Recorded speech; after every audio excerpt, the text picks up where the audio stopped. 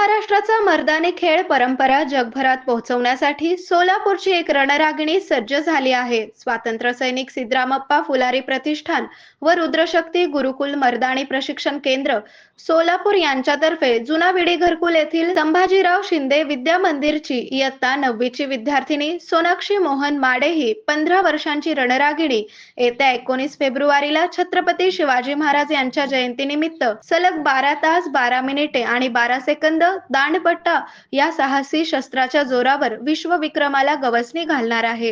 ही माहिती स्वतः सोनाक्षी माडे यांनी दिली. नमस्कार, माझं नाव सोनाक्षी मोहन माडे. मी संभाजीराव शिंदे विद्या मंदिर सोलापूर इयत्ता 9वी मध्ये शिकत आहे. मी येत्या 19 फेब्रुवारी 2026 ला सलग 12 तास 12 मिनिटे 12 सेकंड पट्टाशस्त्र फिरवण्याचा विश्वविक्रम करणार आहे.